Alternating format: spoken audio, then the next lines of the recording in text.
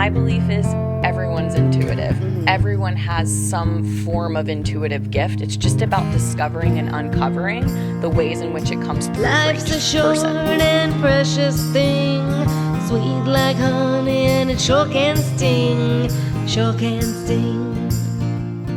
On today's episode of the She Dreams in Color video series, we have with us today Jess Bubbico, and this is going to be a treasure of tons of energy, information, manifesting, intuition, storytelling. So buckle up because Jess has some really great experiences that she's going to be able to share as an intuitive entrepreneur. Jess, thank you so much for being here. Yeah, thank you so much for having me. I'm super excited to be here. So talk to me about your career. We always start the She Dreams in Color video series, occupations and obstacles. We start with occupation. So tell me your job. I own a business called Love Your Woo, and we believe in a world where the woo is no longer taboo and your weird is your greatest wisdom. And we host retreats and workshops and events to support people in awakening their intuitive gifts.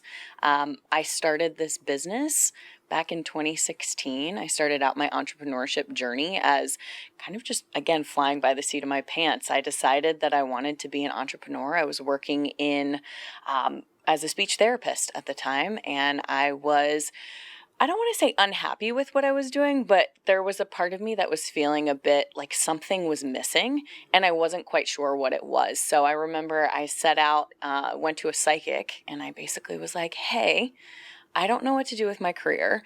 I think I can do what you do. I don't think I'm a psychic, but sometimes I see dead people, so I need some support. And she basically was like, I teach classes on this, so why don't you take one of my classes? And that was honestly sort of the entry point into my entrepreneurial journey at that point in time. And so I started studying with her and I started offering intuitive readings, but I had this deep obstacle within myself, which is I appear as a speech therapist. I'm into brain science, brain health, all these things. And now I have to come out of this sort of psychic intuitive closet that I'm doing energy work and healing work and offering these types of services. So I sort of started very slowly where I offered readings to my friends. So I just slowly over time started to build my business and ended up getting a really nice studio over in Elizabeth in Charlotte, kind of not far from here. And I just built my business from there. So I did readings, I offered energy work. And then in 2018, I decided I wanted to take the show on the road. So I decided I had to learn how to put everything online. So from there, I learned how to start doing readings virtually. I started offering classes. People were really interested in. I found the people who were coming to me were saying the same thing that I said to the psychic that I went to, which was, I feel like I can do what you do. I don't totally know how to do it. There's something inside of me. I don't know that I want to be a psychic or an intuitive, but something inside of me is saying, pursue this, start checking out what this whole intuition thing is about. And so I started teaching classes, and really things have blossomed and bloomed from there. Jess, okay, you just moments ago said, I see dead people. Can we rewind it? Say, what is that? What is that? Is that what in being an intuitive is? No, it's not. So, and this is really what my business Love Your Woo is really about redefining how we talk about intuition and intuitive gifts and understanding energy work and things of this nature. So the way that intuition works for me is that I don't exactly see dead people, but I do have some communication with the other side. So I will offer sessions to people, supporting them in connecting with a loved one who's crossed over. Intuition comes in all different forms for all different people. For some people, it's a knowingness. They call somebody, they say, or somebody calls them, they say, oh my gosh, I was just thinking about you an hour ago, right? So it's that sort of, we call it precognition, that ability to maybe tune into information before it happens. But often, so many of us are doing it on a regular basis, we don't even realize that we're doing it. We go, wow, that was such a weird coincidence that you called me today. Even this interview, right? You said, I want to do a second interview today. Yeah. And I called you and said, hey, I'm coming into town. Do you have time from 3 to 5 to get coffee? And you're Which like, is so random that someone says, I can hang out with my friend from 3 to 5. Literally 2 hours. Yeah. And I was like, wow, that's exactly when we shoot our second interview of the day. Yeah. And that, my friends, is intuition, right? We don't realize it comes in so many different forms. Some people have really vivid dreams where they, maybe they have a dream about their friend being pregnant, or they're dreaming about babies, and the next day they find out their friend is pregnant, or it really comes in all different forms for different people. My belief is everyone's intuitive. Mm-hmm. Everyone has some form of intuitive gift. It's just about discovering and uncovering the ways in which it comes through for each person. How many different styles of intuitive gifts are there? I think we can look at and parse out perhaps the four, what I call them the four Clairs. So we have clairvoyance, which is the ability to clearly see. So this might be vivid dreams. This might be that you have a vision in your mind about something and then you see it later in your experience. You might be somebody who gets signs from the environment around you. So some people will say, oh, I think my grandpa comes to me in a cardinal, or, I always see the number 322 is a significant number for me. You're in, our address is 322. I know it is. That's what's so crazy. And this is where you make the woo not taboo, because I was just getting ready to do it. Yeah. Yeah, but once you see a teal Jeep, you see a teal Jeep everywhere, because it's on the front of your frontal lobe, going back to the neuroscience of things, right? And the brain makeup. Why do we make it taboo? I don't know. And it's interesting because I've seen a lot of like Instagram posts this week of people kind of poking at spirituality. And I think in one way it's like fun to kind of laugh along with it. But I don't think it is taboo. I don't think it should be considered taboo because it's a part of so many of our experiences. Again, whether we realize it or not. People will say to me all the time that this might sound weird, but I'm like, it doesn't sound weird. And when I started doing this work, the number of people who I would tell them what I do, they'd be like, oh my gosh, I actually have had an experience maybe where maybe they have had a visitation from somebody who crossed over or whatever it may be. It's so much more common than we think. I think people make it taboo because of, there may be many reasons. I think a lot of it has to do with how it's been portrayed in movies, scary movies. When I first started doing this work and I started telling my family friends, I remember some people started to kind of like back away. And I said to my mom, I'm like, why do you think that is? And she's like, you have to understand, people probably think you're reading them when you're sitting across from them. I'm like, that's literally, but again, when you're watching the Long Island Medium and she just walks up to people and she's like, did somebody die from drowning next to the, meat slicer? That's trying to buy my bologna, ma'am. I didn't ask for this. Before we get too far ahead though, I don't want to forget. So you said clairvoyant, right? Clairvoyant. Yes. Okay. And you said there were 3 others. Yes. So we have clairvoyance, which is clear seeing. We have claircognizance, which is clear knowing. Okay. So clear knowing is just knowing something and not knowing how you know it. You just know it. So for example, maybe before I got together with you, I'm like, man, I just have a feeling Jen's seeing somebody, and I don't know why, but I get the sense she's seeing somebody, and like, then I talk to you and you're like, oh, I'm so excited. I have a new partner I want to tell you about. I'm excited that you just manifested that for me tonight. Okay. Claircognizance, clear knowingness. Then we have Clairsentience, which is all about feeling. So some people pair together, if you've ever heard the term empath, when people talk about like, I'm an empath. That's one form of clairsentience, which is I can feel and sense other people's emotions in my body. And some people, it's really intense. So if I'm experiencing a lot of sadness, but I have a happy face on, you might be sitting near me being like, man, I'm feeling waves of sadness. I don't know why I'm feeling that, but I am. And so that can be, you're picking up on that subtle energy. As well as with clairsentience, you can pick up on physical ailments that somebody might be having as well. Wow. I remember when I first started doing this work, I went to this woman's home and was doing readings for a group of her friends. And I walked in and I started getting shooting pain through my shoulder. Ooh. And I was like, that's weird. And I just heard rotator cuff. And I was like, did somebody just have rotator cuff surgery? And this woman's like, oh my God, I did. And then the last one is Clairaudience, which is clear hearing. So you might hear a word in your head. Or you might be really attuned to music and the messages that come through to you in music. So, for example, like I said, with that woman, I felt shoulder pain, and then I heard rotator cuff. So I was like, okay, something's going on with this person's rotator cuff. And then just kind of following up with the person. Audience. Okay. Is that like, if I get in the car right now and Black Eyed Peas, Tonight's Gonna Be a Good Night, is playing, tonight's going to be a good night. Tonight is going to be a really good I had great night. nights that year, that summer.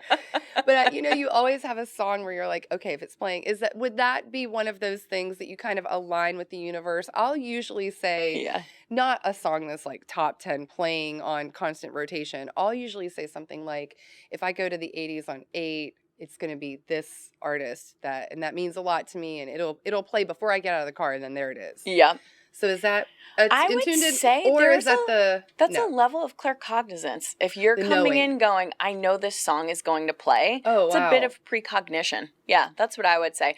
But messages, we can receive messages through music. So sometimes what I'll do if I'm having like a day, I'll say, okay, Spotify, I'm going to hit shuffle and let's just see what comes up. And it's usually the exact message I need to hear through the music. So is that Clairaudience? Is that where you're being guided by messages and music through? Wow. Yep. I've always believed in that kind of energy around, but how do we make it a job? Like because I still feel goofy saying it. I still feel goofy thinking it or connecting invisible dots with lines, How do you make it a job? Because if you're called in to do this, we want to encourage people to follow their calling, whether other people subscribe to it or not. Absolutely. And I think, too, just to rewind a little bit, it's this question that I still sit with a lot, which is it precognition of knowing something's going to happen, or did I manifest it? Did I just tune into, because we have the ability to be able to tune in to energy. We have the ability, we're seeing this through science. If anybody follows Dr. Joe Dispenza, even the HeartMath Institute, they're literally doing measurements around intuition and, our ability to connect in and heal ourselves and all this different work. So coming back to how you make a career of it, and I think it's different for everyone. And my biggest thing that we're doing at Love Your Woo is it's not about just going into a traditional healing career. I work with a system called human design, and human design really looks at who are you and how are you designed to show up in the world. Each of us is designed to show up in the world differently. Each of us is designed to work in the world differently. Each of us has a different purpose. And human design is something that we use at Love Your Woo because it really supports people in understanding their unique energetic makeup. For example, I'm a manifester. We've worked together before. Mm-hmm. I'm good at getting stuff started, but I'm not as good at the details and like following through. Mm-hmm. Manifestors are here to initiate, whereas you're a generator. Generators are here to sort of respond and make sure we've crossed our T's and dotted our I's and we complete what we started. Mm-hmm. And so we use this system to be able to go, okay, you know what? Jess's gifts come through that maybe she can connect with the other side. And she's here to get people started on their journey with intuition and ignite that within themselves and really wake up to how they're here to connect with their intuition. And then somebody else, I have a gentleman in one of my classes who he channels using piano and sound healing.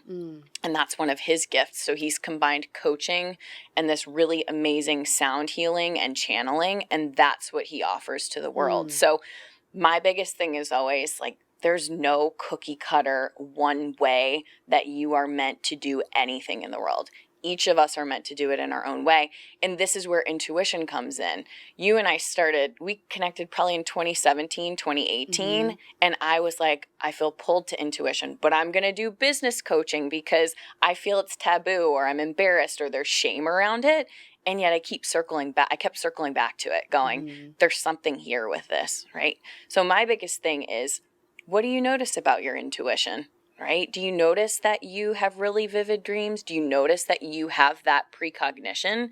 Do people come to you all of the time because they're in need of some healing? Start there. What do you know? And then go through some trainings. That was what supported me the most, was having different experiences with different teachers. Right now, I'm actually doing a medical intuition course. How do we heal medical challenges in our bodies, in a kind of alternative and different way?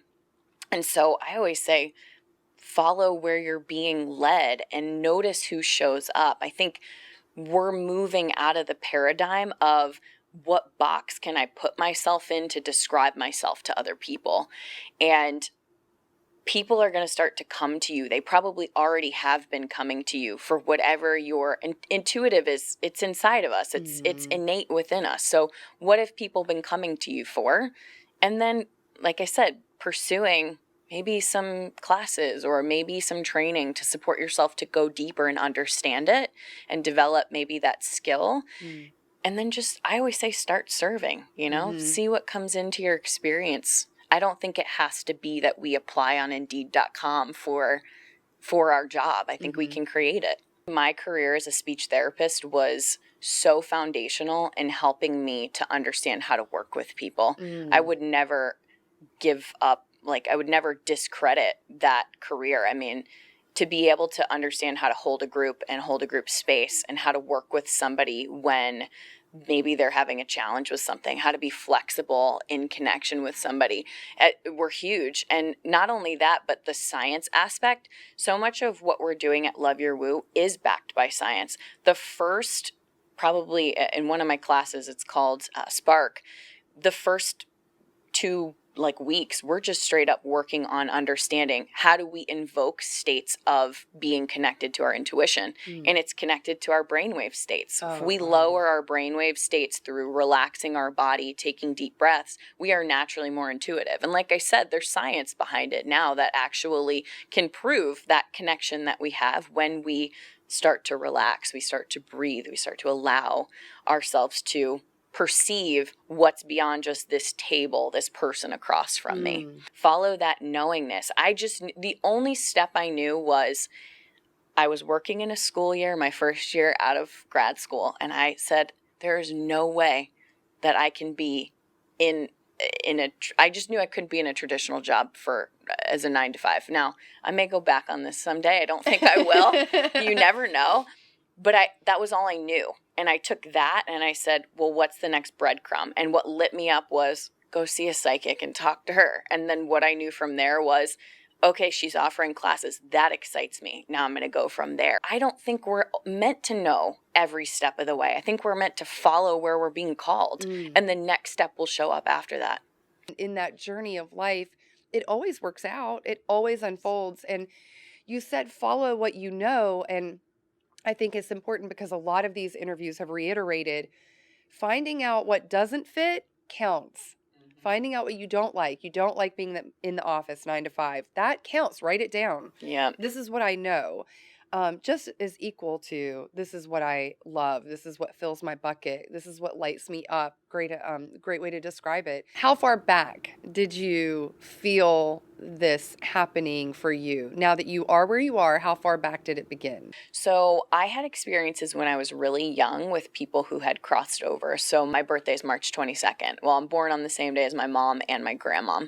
And so when my grandma passed, I would talk to her at night. She had a tragic passing, and I would say, my mom would say she wanted to have dreams about her. She was having trouble dreaming about her. She hadn't felt her presence anywhere around her since she had passed in such a tragic way. And so I could remember laying in bed, and what I called it at the time, because I didn't know, it was like I was praying to my grandma, and I could feel this presence sitting on my bed, rubbing my back. I was terrified, so I had the covers over my head. I was 15 or 16 years old at the time, and I ended up saying in my mind, I said, Mom wants to have a dream about you. Go visit her in your dreams. And my mom woke up the next morning and said, Jess, I had this crazy dream. I was looking through a keyhole into your bedroom, and I could see Grandma sitting on your bed. And it was that's what kept the door open for me. That curiosity to say, I know something's happening here.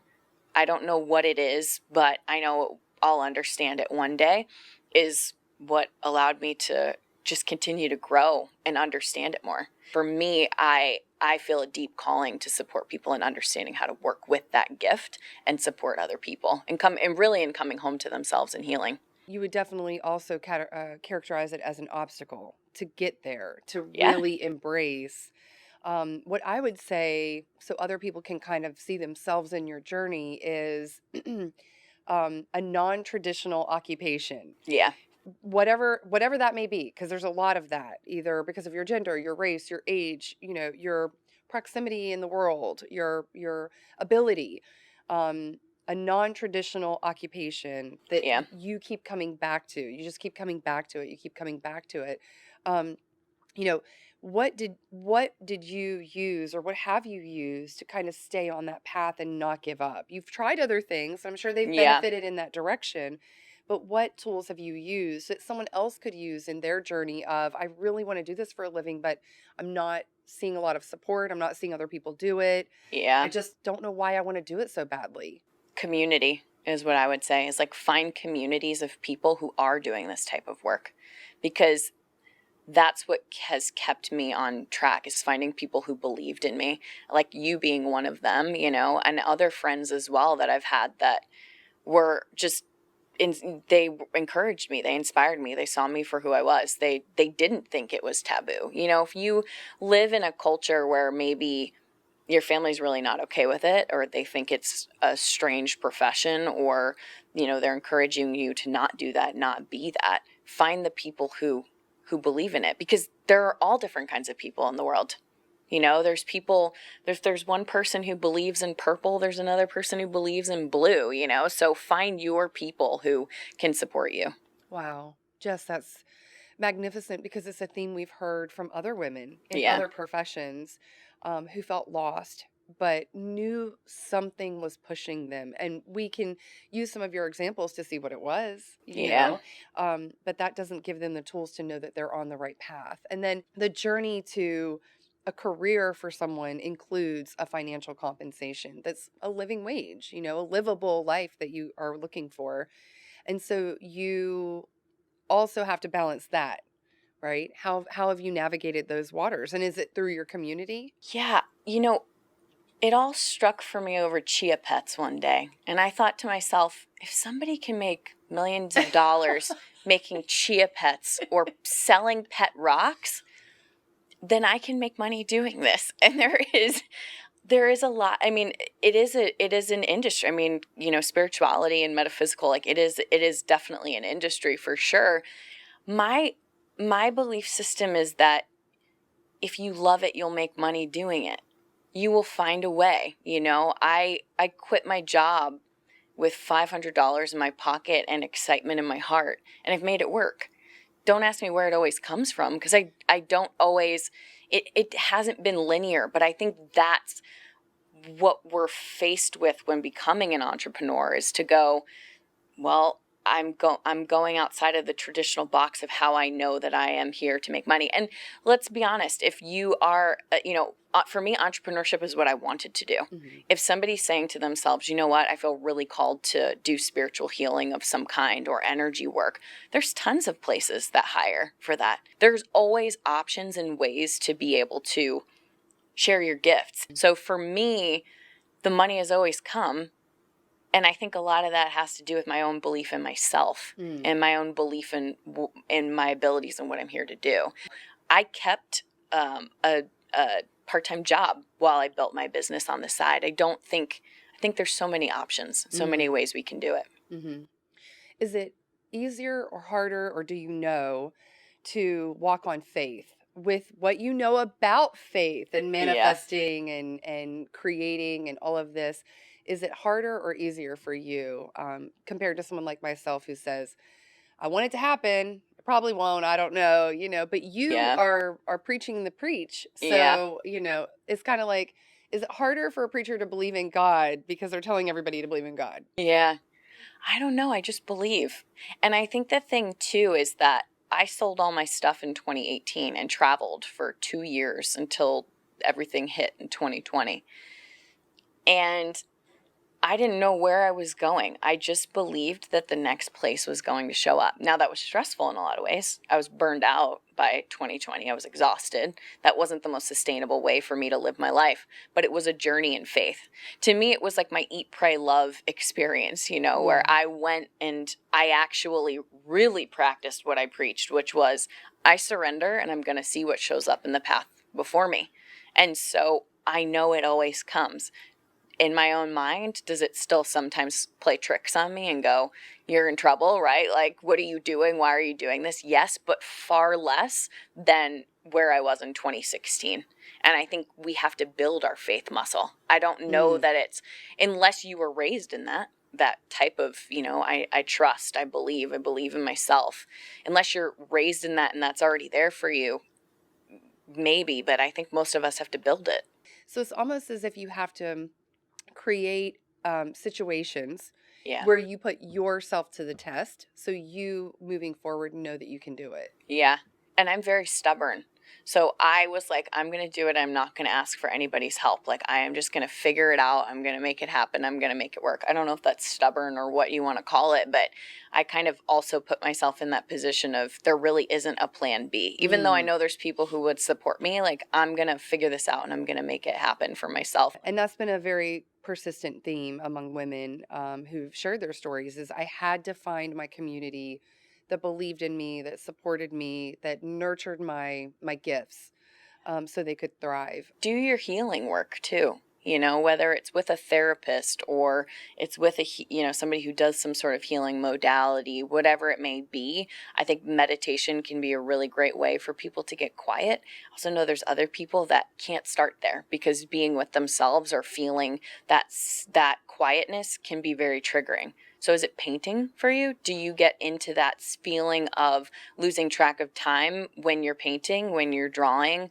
What is it for you that allows you to get that headspace, right? Which is why it's called headspace, so that you can start to hear clearly. Nature's another great one for people, going out on hikes, going out on walks, coming back to some of the sort of science behind it, what relaxes when our nervous system is in a relaxed state, that is when we can hear our intuition more clearly. So write down a list, grab a piece of paper, write down a list. What are the 5 or 6 things that bring you into that? Or maybe it's just one thing that brings you to that calm space so you can hear. We can use fun in a way to facilitate creating and being creative in our lives in different ways. So take your fun just as seriously, the ideas that come to you when you're in a space of fun and flow, just as seriously as the ones that you come up with when you're sitting down writing and trying to figure out, or working on something. Everybody can write down something that they're able to do when they just lose track of time. I think that's a really beautiful way to start the process. Totally. And to that point, like if you're, let's say, a stay-at-home mom who's wanting to learn, wanting to find your purpose in life, your career, or maybe you're 16 and you're a babysitter and like, go play with kids, like play with your kids and find moments of pure joy. Because when we're laughing, when we're happy, when we're in those moments, we have a lot of clarity. And again, we can have those moments of insight and wisdom and awareness. And I always say Gus works through people. Like God works through people, Gus works through people. When we get connected to the right people, so many opportunities will find their way to us, especially if we have that intention, and we follow those breadcrumbs. Beautiful. Jess, thank you. Thank you. I'm sure this is going to connect on a lot of levels for folks. So I really appreciate you sharing and being vulnerable. I know sometimes it's hard when your job is to inspire other people to walk on faith, for you to reveal the times that you've doubted, because my doctor should know how to diagnose everything and not ever question that. So thank you very much for being vulnerable and sharing all that information. And absolutely, people will be able to follow up with you, follow your journey, and the people called to do your work will know how to connect with you through this. Yeah, absolutely. Thank you for having me. In this episode, Jess talked a lot about being the boss and about being an entrepreneur and her struggle of making that fit, what she wanted to do and how it would be received. So I chose this shirt from Charlotte-based Scarf and Blazer. It says, not girl boss, not boss babe, not lady boss, but the boss.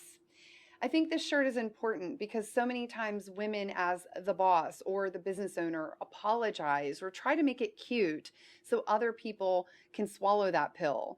It's really critical that we share with other women and that we walk in our bossness for other women so they know they don't have to apologize for whatever it is they want to be. It's our turn. Won't let it burn. It's our turn. Won't